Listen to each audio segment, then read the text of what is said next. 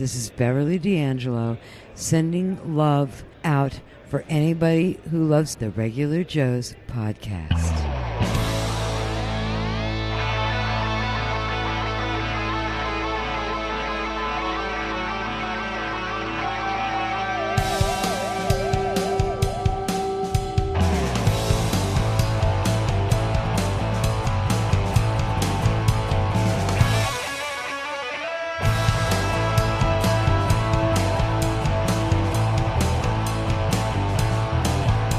To movies and toys and TV shows, comics and collecting and superheroes. There's no end to the useless stuff they know. But don't call them geeks, they're just regular Joes.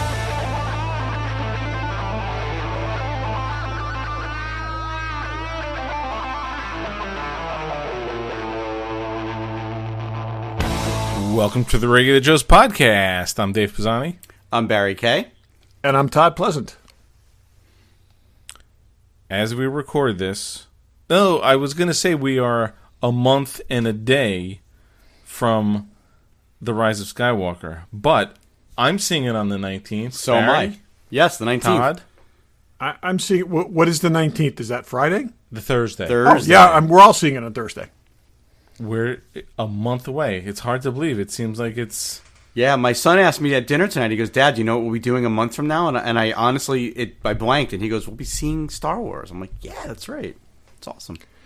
Interesting thing is that the Mandelorian, the new episodes come out on Friday, except that week, and the new episode comes out on Thursday.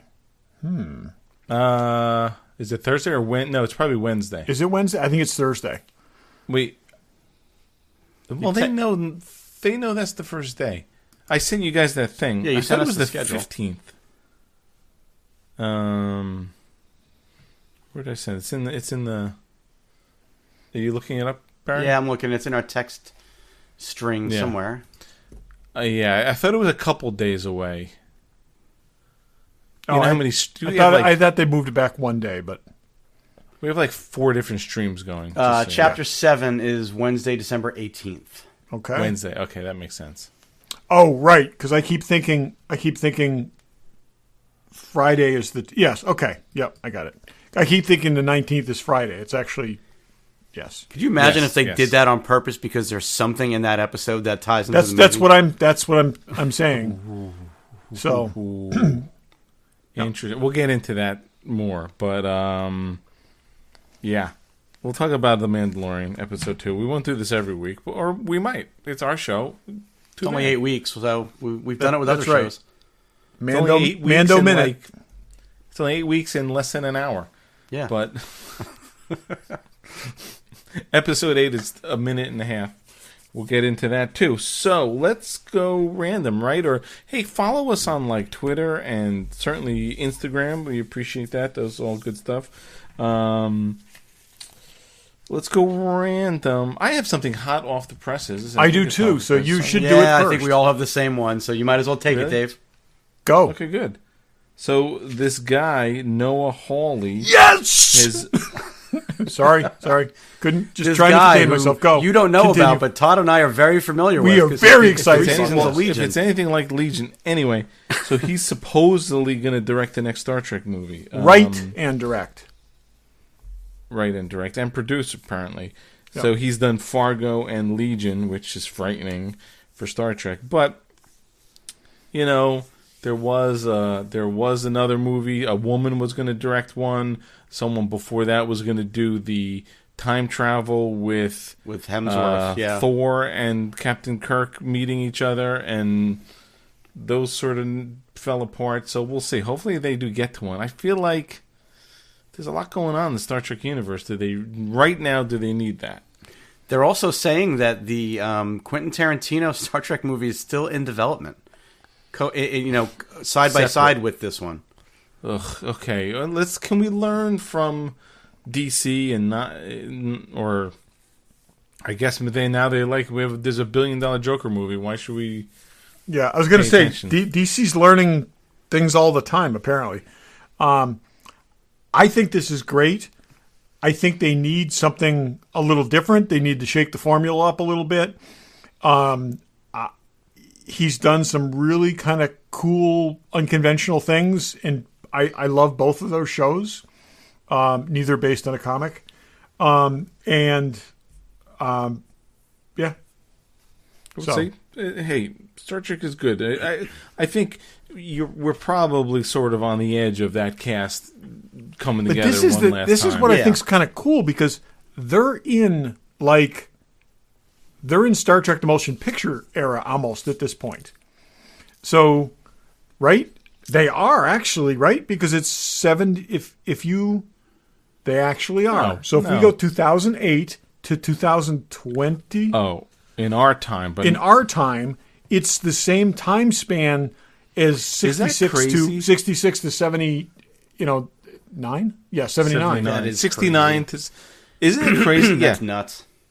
That is nuts. That it's been 10 years since that Star Trek, and we saw the motion picture 10. Those two time frames seem completely different. It does. Yeah. So, anyways, this we could be looking at, like I said, the recommissioned, the refitted Enterprise and odd pajama uniforms and God, I hope this is not a remake of that film. Can you imagine that? There's no way. Remade Wrath of Khan. There's no way. Although I will say I've seen some articles recently because that anniversary of that film's just passed, and Star Trek on their Instagram was posting, write all your great memories of seeing Star Trek the Motion Picture, and I was expecting it to be nothing but negative comments, and people were talking about how much they love that film, and I just don't get it, but they were. Yeah. Isn't it December? A lot of drug use in the 70s. December. So, hallucinogens. I don't know. I just saw it maybe a week ago No, the on Star Instagram. Trek Generations was the 25th anniversary. No, that was more recently, yeah, but it was maybe a few weeks ago I saw it. I got to say, I think the anniversary for Wrath of Khan would be worth acknowledging. And it did revive the franchise. It did get everything going again. So there's definitely good things that came out of it, but there's no really positive critical assessment of that film. It's one of those things where everybody involved wants to blame somebody else. So instead of Voyager, they're going to have Pathfinder. So it'll be a Pathfinder that got swallowed up and comes back. Anyway, what do you guys got? Barry, what do you got? So going back to the well on this whole Martin Scorsese thing, I just thought it would be interesting to sort of put a postscript on it because Joe and Anthony Russo did finally comment on it, and I think that their comments were really, really on point. So they said that Scorsese has noted that he had tried to watch a few Marvel films but quickly abandoned them. Russo's noted it's challenging to have dialogue about cinema if the acclaimed director hasn't even seen the films he's talking about. Then they said, at the end of the day, what do we know? Joe says jokingly, we are just two guys from Cleveland, Ohio. A cinema is a New York word. In Cleveland, we call them movies. So nice. Good. Nicely said. And then I think Anthony added, the other way to think about it, too, is nobody owns cinema. We don't own cinema. You don't own cinema. And Scorsese doesn't own cinema. So, nope, he doesn't. Well said. Well said is right. So, you know what this whole thing did? It got people talking about Martin Scorsese, which is really something that hasn't happened for a long time. Good for him, because it won't happen much more. Maybe he just wanted that. So I refuse to see that Irishman. And won't see it. Yeah, you're on the list. Yeah. Banned. So You're saving yourself from a 3.5-hour movie? Yeah. I've given up. I've walked out of restaurants without second thought. I've thrown chairs down. I'm not gonna. I don't need to take crap from him. Okay. Yesterday, a new trailer for The Expanse Season 4 came out. It looks really, really cool. And they have announced that there's a Season 5. So they had hinted about that previously, but I think that's great. And that show has always kind of been on life support since minute one. To know that we've got 2 more seasons of this coming is fantastic. And I'm really psyched. Thank you. I don't quite get the connection, but apparently they paid Kevin Smith to watch the first episode and then talk about it on social media. Like, for what? Who knows? Just because they were trying to get buzz going. So he just seems like an odd. I mean, you guys know I love Kevin Smith, but he seems like an odd spokesperson for The Expanse. I think they're looking to expand the audience. I think they are, and no pun intended there. There's also going to be an after show for Crisis with Kevin Smith, which is Oh, really? That makes more sense. That makes more sense. it does. Which is why I wonder whether they're thinking, jump onto this Kevin Smith buzz if it goes anywhere. So who knows? Yeah, I don't know about that. And those will be actually contemporary too. So where is that running? Expanse Online? It's on Amazon. No. The after show for It's probably got to be online, I would think. I think it is. I'm not sure on that, but yeah. So once that gets heavily going at on Channel 11. Yeah, I gotta get caught up. I think Arrow and Batwoman are the only things I'm current on. I gotta watch Flash. So I'm hoping you don't have to watch Black Lightning because I'm not. okay. It's crossing over from 5 shows, so Yeah. I guess that's Batwoman, Flash, Arrow, Supergirl. Oh, Black Supergirl, Lightning. I'm 2 back on. Legends and Black Lightning. Yep. No, but Legends isn't on. It won't be on. Yeah, but they're still bringing the cast. No, but I'm saying it sounded like it was 5. And I think across Legends 5 goes shows. forward after Arrow stops. So, you know what I'm saying? So Yeah. I think they're... It's yeah, too that's- much. See, it's too much. It's too much of a commitment for me. I don't want to watch all that crap. Even for a cool crossover, it's too much. Okay. I have no problem with it. I really don't. I don't think you're going to need to watch everything with the crossover, but there's some of the stuff is tedious. I got to say, some of the stuff, this is actually like a comic book crossover in that a lot of the issues that have the banner across the top, it's really kind of teased in there. It's not integral to the story. I think if you watch the actual crossover episodes, it's going to be tied up in a neat bow. That Oh yeah, like the death of Superman and whatever Batman breaking his back. Yeah. You had to buy like 50 comics to get almost nothing out of them. And in this way, like I said, I think the episode before and then I think Arrow is definitely worth watching if you've been If you've been on watch that train, you should watch it. Because I think that's the one that is the kind of straight line feed into this. So, yeah. Cool. Did anyone have anything else? I don't even know where we are. Yeah, I got one more thing. Just today, Rolling Stone magazine released a pretty lengthy interview with Kathleen Kennedy. I won't bore you with 99% of it. Please don't. There's When one is she quote here retiring? that I just want to read to you. Does it? She name me specifically? She says, "Dave Pisani, you better stop talking about me." Where the hell is? Oh God, I'm sorry. I had it saved here, and here we go.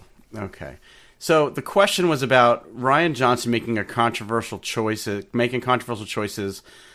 in The Last Jedi, and asking if she, Anyway, her reaction to that comment was, I mean, I love what Ryan did. It's an absolutely wonderful film. That's all I'm going to say. There's a photo of her sitting in the cockpit of the Millennium Falcon, and I saw it, and I had the same reaction that Adam Sandler's character in The Wedding Singer had when he saw his ex-fiancée wearing the Van Halen t-shirt, and he said, you better take that shirt off because you're going to jinx him and the band's going to break up. Get the hell out of the Millennium Falcon. Don't be in there. Well, she doesn't even have an office at Disney anymore, okay? Again, it's this facade. She's going in there. She smiles She's to people. sleeping in And the then they make her Falcon at sit in night the because she's got nowhere corner. to work. They make her sit in the corner till 5 o'clock, and then she can go home. It's all because they don't want to publicly fire her before this movie. So, did you either of you guys see they released a new 30-second trailer for Last Jedi today? I was going to mention that. I'm not gonna watch and it. pictures. I think I'm on lock. I'm officially on lockdown. yeah, too much. I'm not watching I slowly, because I saw it on my phone, I slowly sort of panned through to just see all the imagery that was in it. It just looks awesome. Yeah, I won't say anything about what I saw because you're on No, lockdown. I don't want to see. I hear little quotes about pictures. I'm on lockdown. Yeah, me too. Can't do it. Not looking at anything. I'm trying even not to look at toys and stuff. I will watch official commercials and trailers. I'm not going to go digging for info, but if they release it in a TV commercial, I'll watch it. I don't want to see anything. Done. Well, okay, since you did bring up The Last Jedi, let me just take an hour to... I was going to say, I thought we were trying to keep this upbeat, okay? All right, so it's difficult to go through a goddamn death dedication to an upbeat song, and the upbeat song is Fanboy Collectibles. Yes. Awesome, by the way. Speaking of Star Wars, the first Rise of the Skywalker, Hot Toys Ray and D.O., I guess that's how we pronounce his name, D.O., the new D.O. littler droid, is out. She's all in white. I don't remember seeing so this in the is commercials. No, she's been in white since the thing where she's running and jumps over the thing. It looks a little starker here because It's of a little white. because the red the sands red are here. I will say, I was looking at that figure today and I was wondering, is this like significant in some way? Is this to juxtapose her with Kylo Ren, where she's the light and he's the dark? Because Maybe. she wore tan and then she wore kind of brown and tan, and now it's like, but she's gone to basically her original outfit, but pure white. Yeah, interesting. Anyway, that's up for pre-order. There's a ton of Batman statues of all different kinds. Check those out if you're into that. Pops and Hot Toys and Sideshow and Kotobukiya and everything. Everything you need is there. Cool stuff. I did just pick up I had it on pre-order, but I picked up the Dark Knight Batman and Kerry Robin statue, which I've been looking forward to. That's pretty cool. So I think that's the one I saw in there. Anyway, check them out, fanboycollectibles.com. If you're in the neighborhood, Newtown, Connecticut, Fanboy Collectibles store, open Monday through Friday. Tell them the regular Joe's saying you. Todd? I'm pointing at you. So I was going to ask what you got, because earlier in the season we talked about some new shows that we were watching or we were looking forward to watching, and it struck me we never really got back to that. What have you guys picked up this season new that you've stayed with, if anything? Several things. I've stuck with Batwoman. Yeah. Nope. I have recorded Prodigal Son, but I don't know what I'm doing with it. I gotta say, right now, one of the things that's really interesting to me is that For All Mankind, I'm thoroughly enjoying. Have you watched more of it? I'm second 2 episodes in, and I like it. So I'm 4 episodes in, and I'm really enjoying it. And I thought it was going to be very Man in the High Castle. Like, I didn't think it was about the space program. I thought it was, here's a pivotal point in history, and then sort of Russia takes over the United States or something. But maybe we get there. But it's really in the Apollo program. It's like Apollo 13, like, every week. And in some ways, it would have been almost better if we'd lost. I totally agree. I was talking to someone about that. And because, I was looking at this and I was thinking, because there's things happening. This is not Man in the High Castle, which is, it came back this week with its final season, and I'm excited for that. But this, this is what it took. It was the competitive spirit that kept the space race, that fueled the space race. And once we won and spiked the football, we walked away. And this is a very interesting perspective on it. It's I give him a lot of credit for this because this is way out there. And there's not a lot of talk about it, but I mean, again, and I'm not looking at it with a fine-tooth comb, but 70s era, the spacesuits, certainly the Corvettes, we're seeing nice Corvette stuff. And again, they're really doing on the heels nice of that job. Sean Penn thing last year that didn't work. Well, and I watched that one was that whole not thing. good. So I think this is... I highly recommend it if you're a fan of space Yeah, program. that one I'm going to have to go now. For everybody that's not aware, that's an Apple TV original, right? You have to have Apple's service for that. Yep. The only thing I would say that I'm consistently watching every week as soon as it comes out is Watchmen. Okay. I started a few other things. I'm looking at my DVR right now. There's a few things I've been recording. Like I watched a few episodes of Stumptown. I still keep recording it. I haven't all of those. I haven't gone back to it. A few other Nancy things. Drew. But I'm watching Nancy Drew. Nancy Drew, you are watching. Okay. I'm really curious where they go with that. Okay. I just started recording his Dark Materials. I haven't watched any of it yet. I would like to see that. But yeah, It's I mean, very Watchmen. good. Maybe we'll just talk it's about. extremely good. It's follows the books very. It's captures the tone of the books much better than the previous movie. I'd be interested to see if you have not had exposure to the books, what your take on it is. Yeah, no previous knowledge of any of it. So yeah. But let's talk about Watchmen for a minute, because I know you've been watching it Yeah, as well. no, Tom. I'd like to Dave, do that. No interest. Let on me your just part. hit my You- list I'm first. just curious. I'll ask you guys watched the first episode. I think you were very underwhelmed. Yeah. And where are you now? Yeah. So let me just finish my list quick. Oh, sorry. Oh, yeah. Watchmen. Nancy Drew. I've stayed up on Batwoman. I've stayed up on Stumptown. I'm kind of on the fence on that, to be honest with you. And It's okay. It's easy. it is easy. Again, it's she's doing a good job with it. It just seems like, yeah. So I need to watch 10 things a week, basically. Yes. So I will tell you, my favorite show this season is Evil. It scratches that like X-Files itch in a way that nothing really has since Fringe and early on Fringe, and I just like it. And if you guys get a chance, it's only going to be like 13 episodes. There's definitely some good stuff in there. It's worth watching, and very different characters than you expect. And like I said, it's the thing I look forward to most each week. Last week there was an episode. I was bummed. Watchmen. As I told you, Barry, I said I'm going to give this 3 episodes. It really took 3 episodes to dig in. And Episodes when 3 you and get 4 to were that some of the third best. episode, that's really when it becomes Watchmen. Okay, when And it is.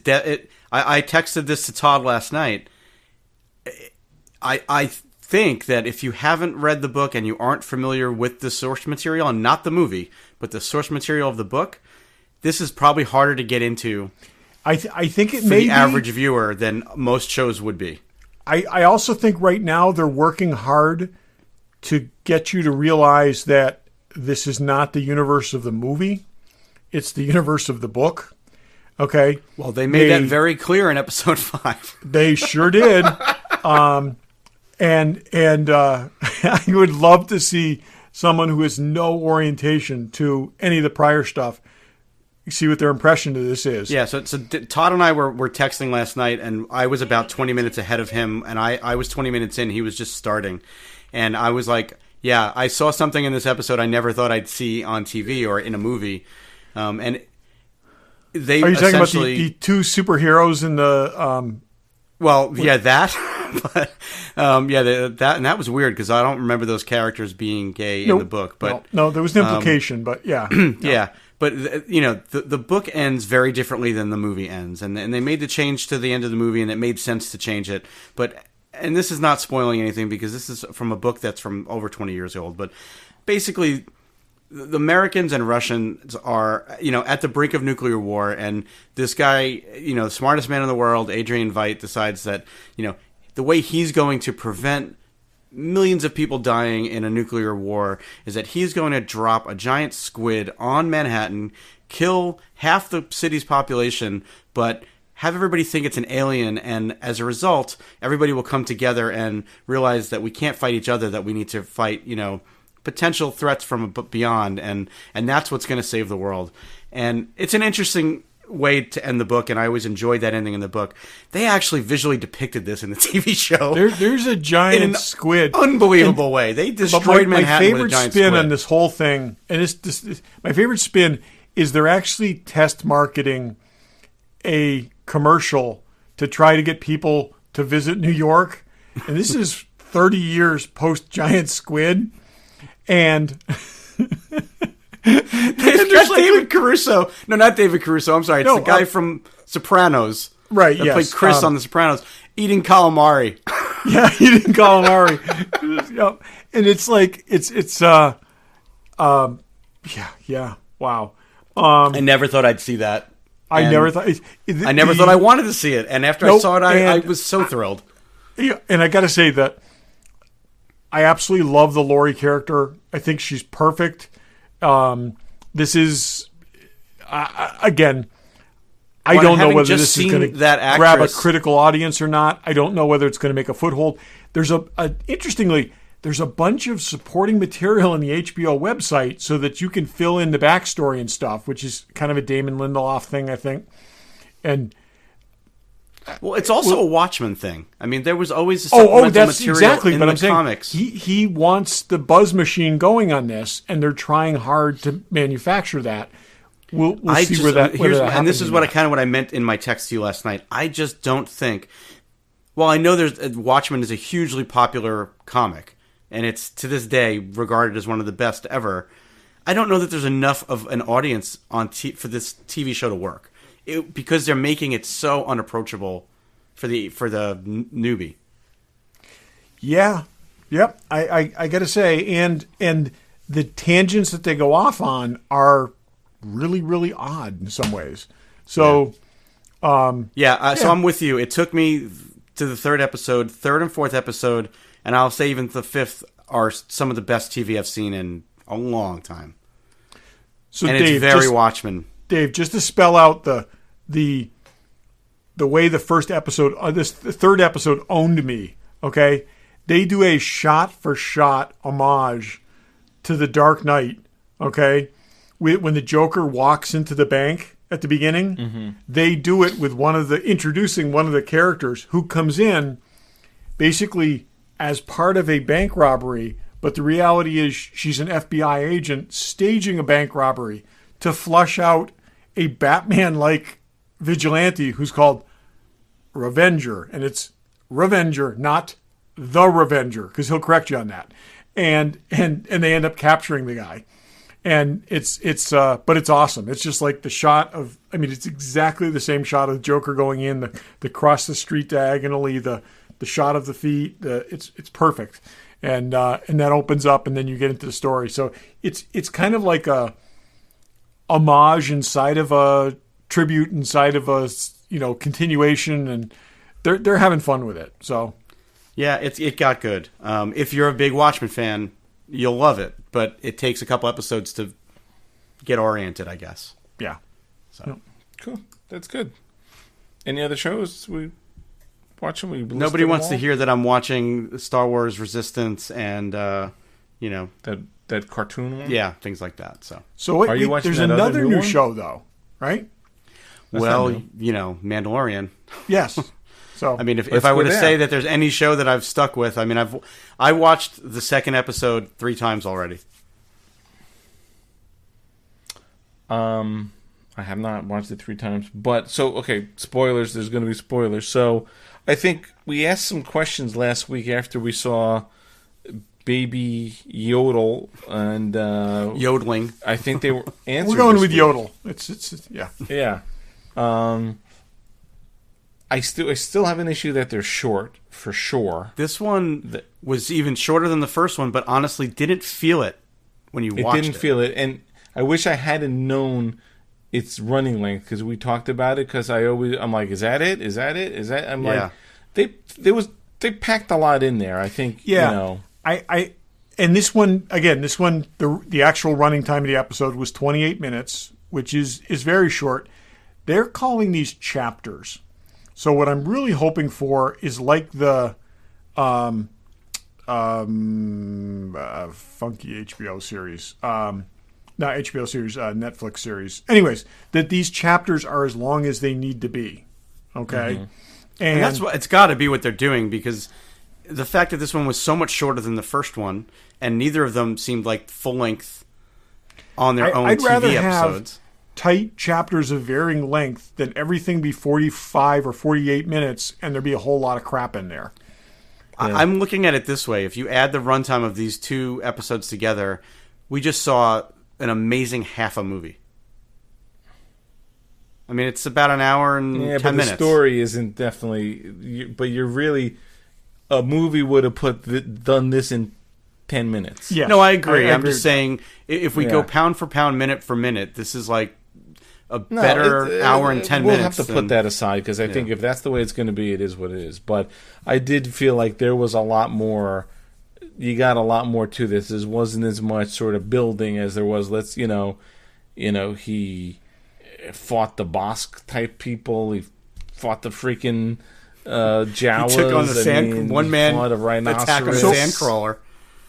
Let me ask this though, if just in general before we get into details, if this is going to be the pattern for like the Marvel series as well, is it is it acceptable to have short bites of something that's cinematic quality versus something that's enhanced TV quality that runs regular length?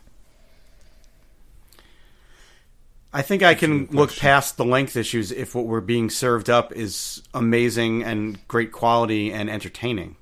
I think we got to get used to it, but I think ultimately I might felt get like there. I needed to know that before I went into it because you look at stuff. Titans pretty much sticks to 45 minutes. Yes. Like this All Mankind, those are hour-long episodes. I mean, they're long episodes, and they don't, I'm into that stuff more, so they don't drag for me. I mean, I watched one on the treadmill, and I realized I ran or walked 4.5 miles. I don't usually do that. So they definitely suck you in. I don't think there's any... I hate to see 4 hour-long episodes, but that bite-sized TV is a little... I don't know how I feel about that. And that's what I'm saying. It may be what we end up getting. We'll have to see. Again, I'd love if the next episode was 40 minutes. I'd like to see them mix it up like that.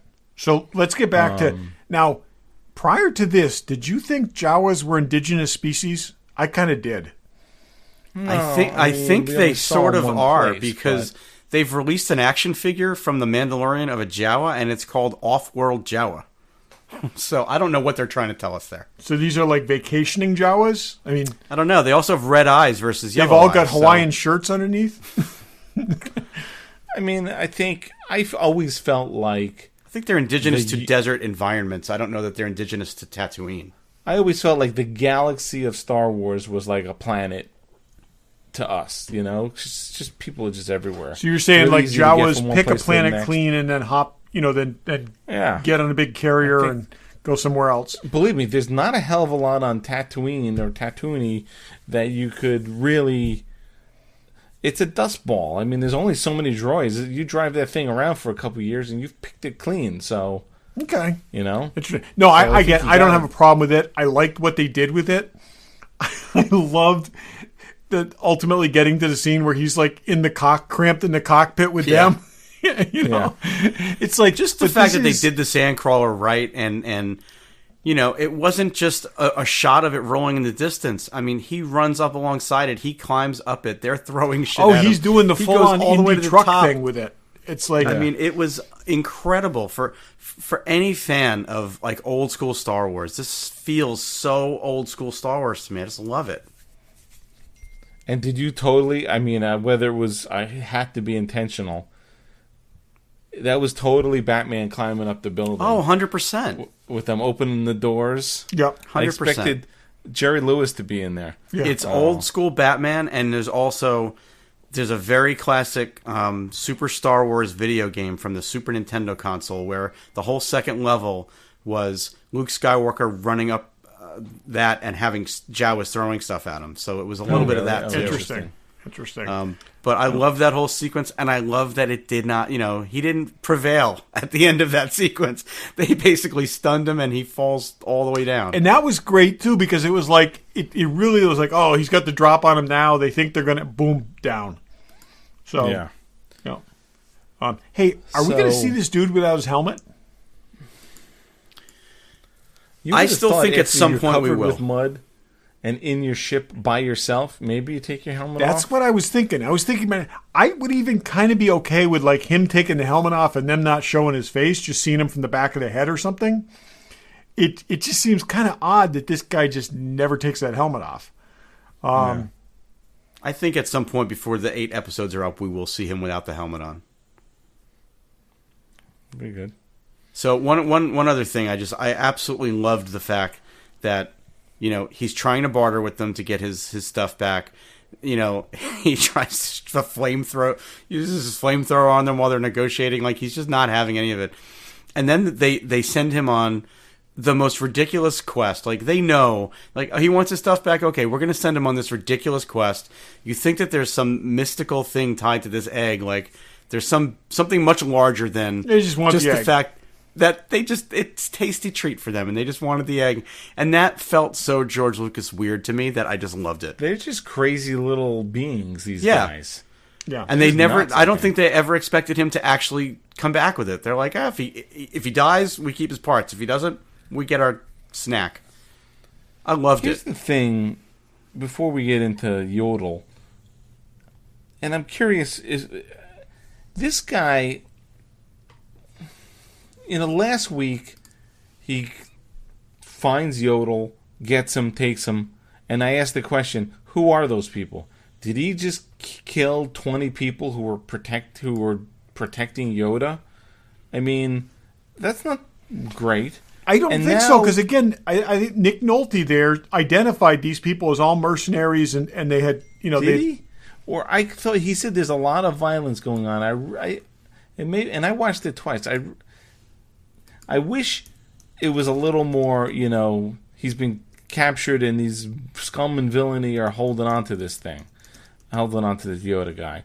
And now he kills this poor rhinoceros really for no good reason. That's like, is that what you want your main character doing? I mean, I don't know. I think that part of this is that he's not a good guy. He's a mercenary. He's an assassin. He's, gun for hire. And right. And who at this point thinks he's taking care of Yodel because he thinks it's the right thing to do?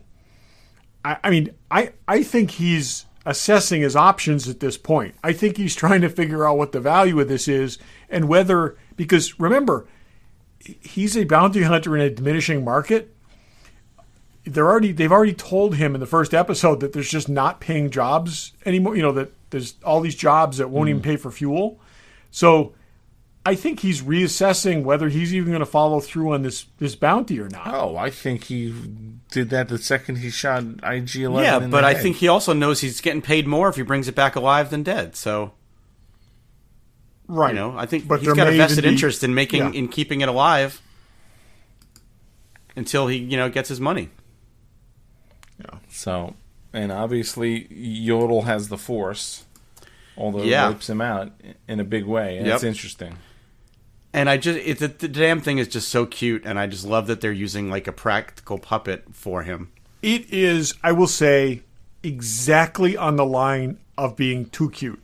Okay, if they went a couple degrees over, it just would not work. But they've walked that line really, really well. I give him a lot of credit for that, because I was like, oh, don't go there, don't be Ewok-y, and I think they've managed to balance it. So I'm glad it walks too. It's not like it's just going to be stuck in that thing. I'm thoroughly enjoying every minute of it, and I love that episode so much. Like I said, I've watched it 3 times already. I've watched both of them 3 times, but I just keep putting it up at work. I just love that, all the Jawa stuff and the Sandcrawler and all that. And just seeing the Sandcrawler front open, like all the things that we never really saw in A New Hope. So, yeah.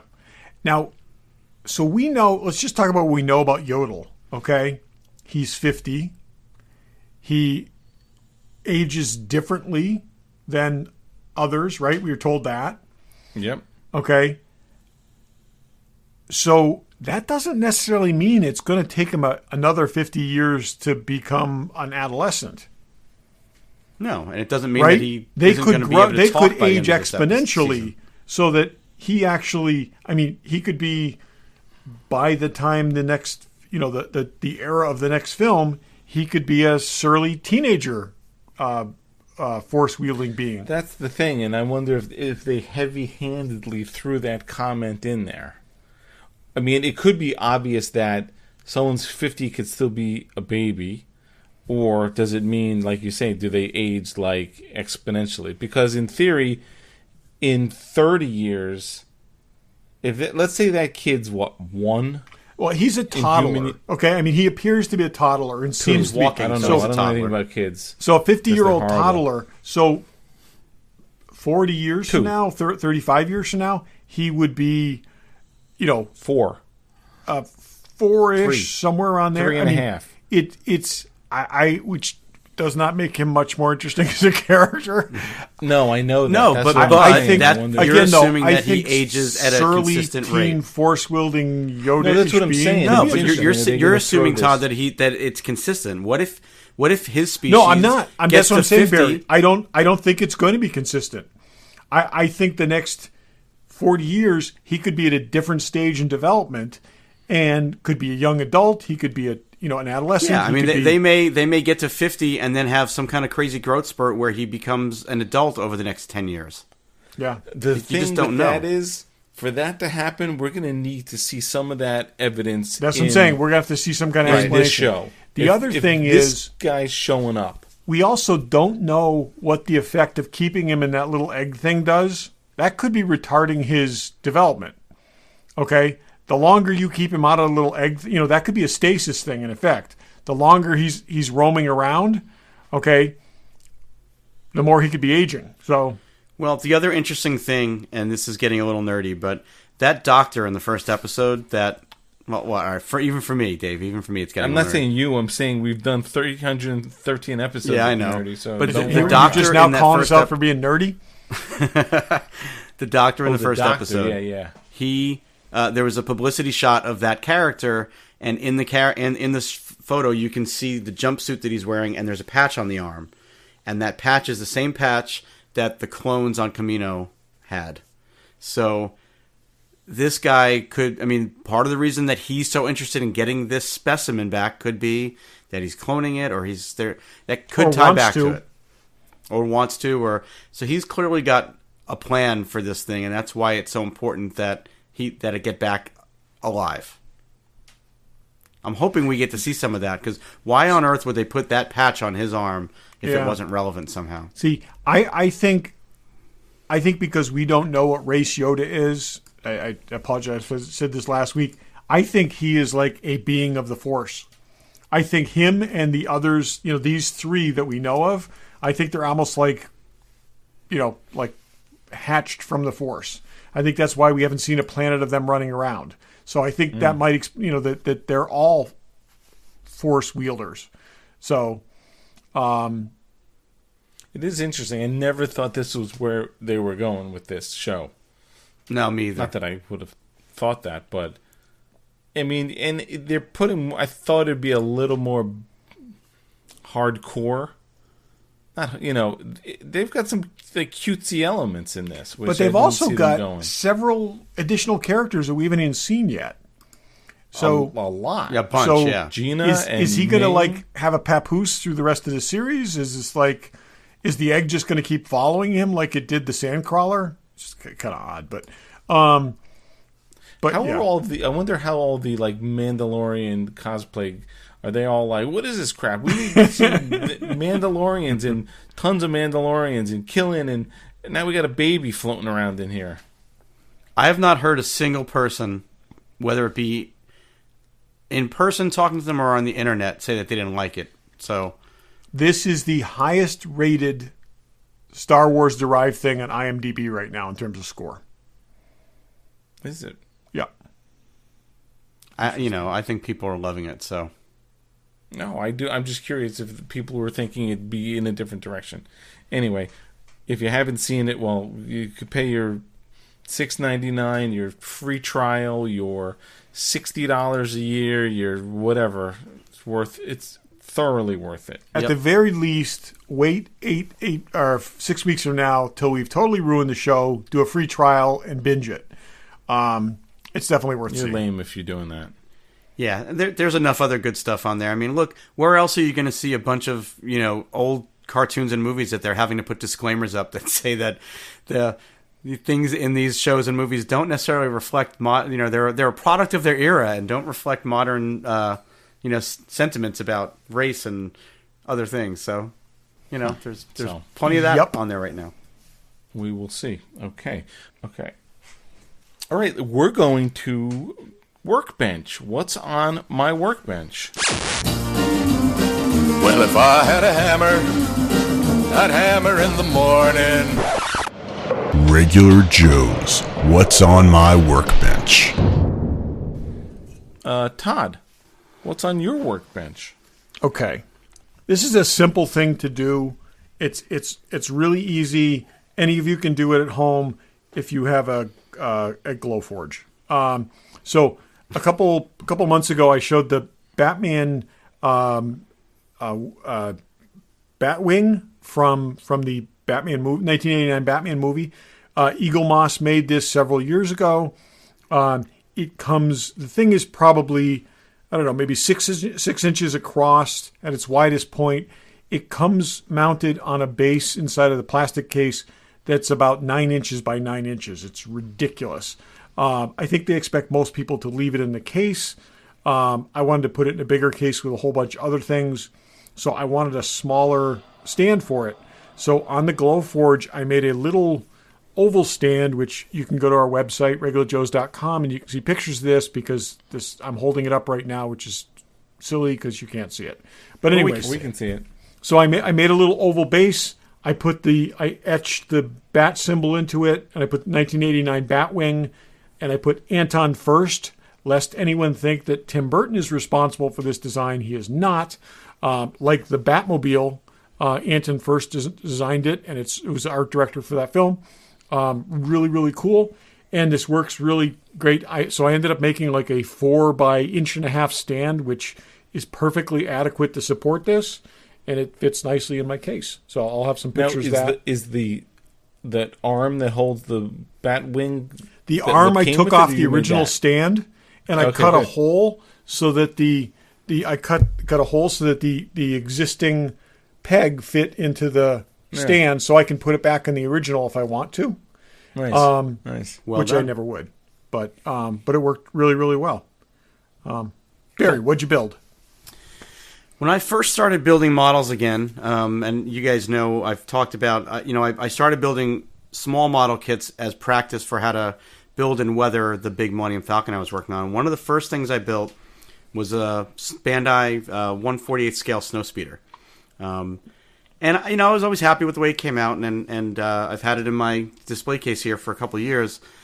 And then I built the small AT-AT model that Bandai makes, and about a year after that, they released another snowspeeder kit that had a regular size, same size snowspeeder as the one that I had already made, but it also had this really tiny snowspeeder model that was in scale with the AT-AT, and I wanted it. So I bought the kit just to get the small AT-AT, snowspeeder, built that so that I could display it with the AT-AT, but then eventually I said, I need to build the bigger one too.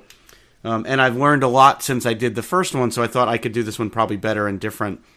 So I have, this is the main thing I'll show, I built a second snowspeeder. It's the same exact model as the first one. The main difference is they've made it it's a different ship. They give it different color stripes. This one's got the orange stripes on it, where the original one had the gray. A couple of other minor details. But this one I decided to go a little bit further on, and I bought some material that you use to imitate snow. So I did the whole base covered in snow. And very nice. You guys, I don't know if you can see that the way I'm holding it up to the camera. But I also used some of that snow lightly on the ship itself. So there's some snow like on the windshield and in some of the creases and crevices on top of the ship. I've got some good photos of it. I'll send you guys. Yeah, that's great. Yeah, do take pics of all three together, and then I will. And then the other thing is really that I have gotten much better at painting small details and doing micro decals, and the pilots themselves came out like 100 times better on the second one than they did on the first one. I mean, again, hard to see through this camera, but the helmets are fully detailed, the uniforms are fully detailed, the chest packs are just done so much better than I could have done, and so much better than I did the first time. I know about clear coating things now, which I didn't know about on the first one, so it looks like a much more finished, more professionally done model. That's great. So you're 2 weeks in a row with a snowspeeder for us. Yeah. So it's a snowspeeder theme. I love snowspeeders. I mean, I have the Master Replica studio scale snowspeeder. I just pretty much the whole Hoth theme. I love AT-ATs. I love snowspeeders. So That's it. So I've got a plethora of snowspeeder models here. Dave, Cool. Nice. what's on your workbench? Mine is very simple, and with the whole McClunky controversy, I wanted to make a new button, and this I made on the Glowforge, and this says, "No, really, hand shot first." I'm curious. I'm here. I wanted to sound that. I'm curious if I have the punctuation right. It's like, "No, really, hand shot first." So I have a comma, and then I have an ellipse after really. I wonder if it should be a period. No, I think that works. I think you got it right. Right. So this Because is the ellipse kind of conveys a pause, and I think that's what you want there. I think That's exactly what you're I'm just looking for. tired of this argument. No, Yes. really, hand shot first. Especially with this. So, and this, you really can't see. This is this stuff I got from Inventables that is two-color. You can't see. So it's silver on the front. It looks like aluminum. And then when you etch it, it's black. That's great. It actually makes nice buttons. So, and I bought a bunch of these. So I'll make you guys some, obviously. That's cool. Oh yeah, please for next weekend. Yeah. So it does. And I actually bought, I think I bought it with black, and when you etch it, it's gold underneath. I haven't used that yet. That'd look good. So look on Inventables; they have all this stuff. Yeah, we're gonna order some stuff for ours because there's a few things we want to do like that, signs and things, and plaques. Yeah, you could totally do them. And this is weird because this stuff took a little bit of, back and forth with the right thing. What I like now is you can go into pick a proof grade, and then you can just tweak it a little. Yeah. And this took a couple of tweaks. That's just for people who go for it. But if not anyone, first couple people who Instagram us Handshot First or McClunky, I'll send you one. Oh God. If that's what it is. So it's ridiculous. So I just McClunky. really want to. And I had made this, actually, I had made two of these. I made it in Arabesh too, which I thought was interesting. But this we really need to be. Listen, people, stop with this nonsense. Handshot first. Enough is enough. So that's what's on my workbench, and I'm going to make a bunch more of those. Cool. Okay, I have a very quick last thought, and then Todd, I know you have a last thought. My last thought is tomorrow is Barry's birthday. Happy birthday, Barry! Oh, thank happy you birthday, very Barry. much. As it'll be past by the time you listen to this, but feel free to send him gifts. Yeah, or well thoughts. I'll take those, but gifts are, cooler. Yes. And Todd, you had a last thought. Yeah, I was just another movie opening last week and another flop. Charlie's Angels came out, and when are we going to be at that point where we accept that the 70s and 80s don't have to come back in every single possible iteration? I mean, this is, you think about it, if you look at this whole wave that we've lived through in the last, say, 3 years of taking something and trying to revive it, the only thing that I really think worked was Blade Runner. I think everything else has kind of been a flop or been a disappointment. And there just seems to be like one after another after another. And this comes right on the heels But other than critically acclaimed, the Blade Runner 2049 was kind of a flop too.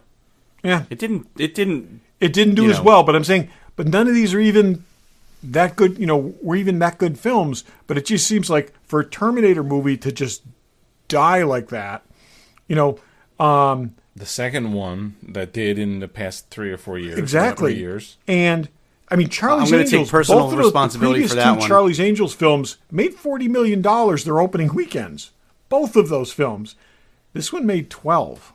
But they were in a different era with while not my kind of movies, with people that were really hot at the time. Very hot. This movie was, other than Kristen Stewart, I'm not the person who needs to determine. I have no idea who the two other women were. She's not nearly as hot right Cameron now Diaz as Cameron Diaz was when that movie came out. Is that what this rests on, or you think it's just No, nostalgia fatigue? I think we're hitting nostalgia fatigue.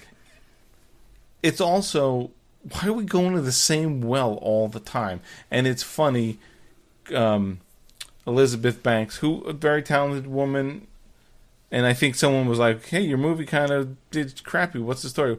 Well, there's been 27 Spider-Man movies. Like, all right, they made a mistake, obviously. Why you shouldn't have done the same thing. Well, but you know what? I do think that I don't think that the audiences today have any freaking idea what Charlie's Angels is. So I don't even think it's a nostalgia going back to the well.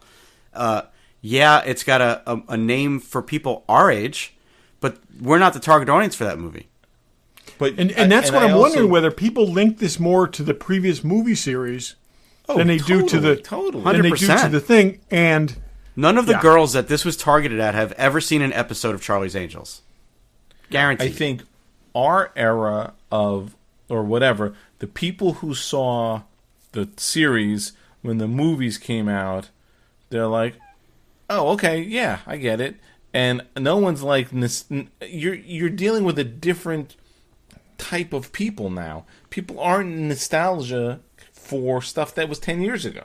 Yeah. I mean, it just doesn't make any sense. No. Right. Yeah, just like I said, it just seems there's been an onslaught of this stuff, and none of it's done really well. Terminator did poorly because I said it sucked last week, and everybody listened to our show and didn't go see it. And it just killed the box office. Terminator, that movie sucked. I told you guys after the show why I had such a problem with it. Right. And it sounded bad. Yeah. It's bad. Well, we have a Joker film that just rolled over $1 billion that, to me, I thought was a Hail Mary pass. And I got to say, I give DC a lot of credit for making this movie. I saw it. It's a very interesting film. It's very different. It's very different than any film I would have made. But someone figured out there was an audience for this thing, and I bet they were shooting for really optimistically hoping for a $500 million film, and I still have zero interest in seeing it. I will tell you, Dave, this film on some levels might appeal to you more than me or Barry. This is because I'm a violent asshole. No, this is a This is a very well-made film. It's, again, the thing I told Barry, the thing that astonishes me is that they got De Niro to be in a film that very much is an homage to two De Niro films.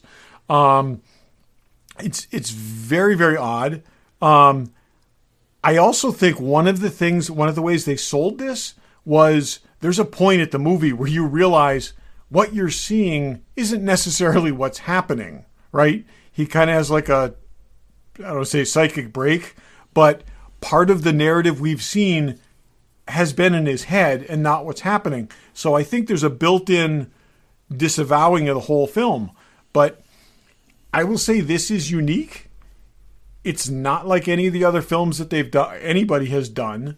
And maybe there are still new ideas that you can do with that old movie things. Appeals to Batman fans, to DC fans, to superhero movie fans, and I think in large part because of what it's about, to general audiences way more than something like Charlie's Angels would. And I know, again, this is what I'm saying.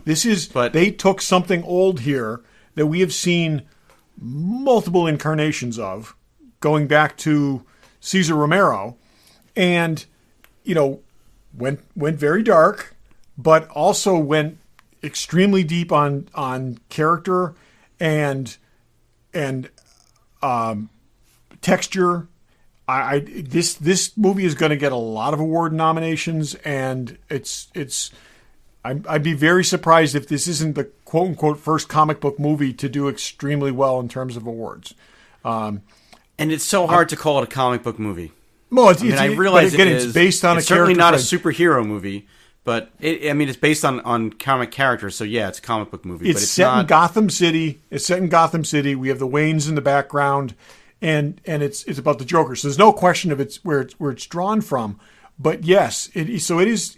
But it's not traditionally of that genre. So I will say I didn't super love this film, but it actually gave me hope for the idea that there's still some cool things out there that they can do, some directions we haven't seen or thought about yet. It's not just going to be more Charlie's Angels. there are some filmmakers out there like Todd Phillips who are going to try some daring new stuff and not just warm over the same old shit. So, good on him. Congratulations. For the love of God, filmmakers everywhere, make whatever Batman-esque movies you need to make. Just, we don't need to see the Waynes die again. Oh, good God. Please stop with that. Please. Yeah. Yeah. We know how they die. We get it. Yeah. But okie dokie. With that, hey, we mentioned WinterCon. If WinterCon. anyone's going to WinterCon in lovely Jamaica, Queens this weekend, we'll be there on Sunday. So, and I know it's if you're thinking last minute, check Groupon. They might still have some good deals on tickets. That's how I got mine. I'm sure you can get in at the door. You can. Right? Yeah. Because Mark's not sure if he wants to go, and I don't want to buy 2 tickets if he's not going. So, yeah. Look, we've talked about this show a couple years in a row. Like right after it, this is not by any means the con to go to if you're super excited about a comic convention. But if you have some interesting guests, yeah, it's got some good guests, and if it's realistically close enough to you to make it worth going, you might get some good deals on some stuff, some holiday shopping for your geek friends. Please don't travel from California. Brian Nix, if you're listening. Brian, skip this one. If you are the biggest Farscape fan ever, this is where you need to be this weekend. Yes, they've got eight guests from Farscape. And we've talked 2 alien people and some original Battlestar. Yeah, I mean, we've talked in the past about. I wouldn't have gone if it wasn't for a couple of those. Yeah, why? How come we can't get Cassiopeia from Battlestar at a convention? Well, we're getting her, so how can you not go for that? Actually, interestingly, both the adult and the child version of Boxy. Yeah. Oh, Kent McCord. Kent McCord's going to be there, as well as Noah Hathaway. Was he Boxy? In Battlestar 80. It wasn't Galactic the other 80. guy. Yeah. No, he was Dylan, and a throwaway line in the first episode was, "Did they really call you Boxy when you were a kid?" And he was like, "Yes, they did," and that was it. Never acknowledged again. So interesting. Anyway, we'll be there, so check it out. And thanks for listening. Thanks for listening. Thanks for listening.